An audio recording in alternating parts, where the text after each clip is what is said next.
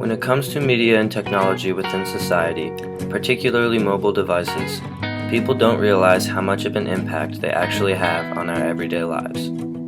We tend to ignore the fact that without them, we could possibly gain back our core values as a public, instead of a piece of technology representing them rather than ourselves. They have corrupted our values and beliefs that mandate our behavior within society. Mobile devices have made our society much less work-oriented and less confrontational due to the way we have defined and integrated them so deeply into our lives. The fact that instead of having to call someone or speak with them face-to-face, we are now ingrained to using Twitter, Facebook, text messages, or other mobile means of interaction to communicate. Although the phone is to blame, it is still us as a whole that is the real problem. Marshall McLuhan stated that technology is neither good or bad, it is their use that determines their value. This can also relate to Stuart Hall's emphasis on meanings. Without us, an iPhone has no meaning, not the other way around. We are the reason for our interactional downfall, not the iPhone, yet we constantly want to play the blame game.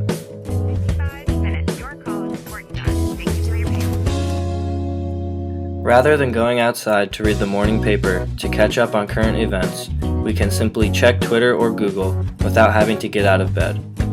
Rather than walking around and enjoying the view, we tend to walk and text. It is maddening for everyone else. It is an epidemic, texting while walking. And tonight, one town is saying it's time to level fines against people who walk into the streets heads down, everybody else trying to dodge them. And new videos show it is more than just a nuisance. Here's ABC's Dan Harris.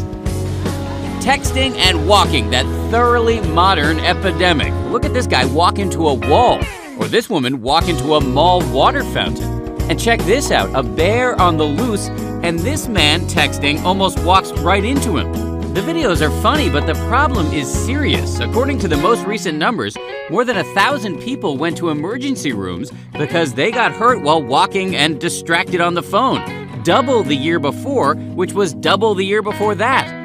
Rather than going outside to ride a bike or toss the football, we sit on the couch and play games on our phone. Rather than meeting a girl face-to-face and developing a proven connection, we now use our phones to meet through apps to develop relationships without having ever met. This is a prime example of the male gaze that Laura Mulvey discusses. The way women are viewed and talked to through these dating apps has caused an objectification and identification issue due to the fact that no matter what is said online, people can hide behind the screens of their phones. As a whole, we are constantly glued to our phones, which creates a tendency to stray from direct contact. Many relationships nowadays are app-driven and cohere through a set of pictures and a profile that may or may not represent the real you. This is a great example of the facade that mobile phones have created throughout the world. This also goes hand in hand with Guy Debord's thoughts on reality versus representation. He stressed that we are living our lives through our phones rather than living in the moment.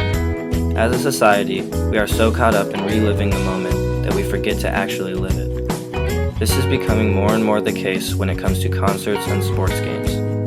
People pay a high price for good seats, yet find themselves watching the event through their phone screens. God, it stopped raining. Yeah, I want to tell that lady as well, can you stop filming me with a video camera, because I'm really here in real life. You can enjoy it in real life rather than through your camera. Can you take your tripod down?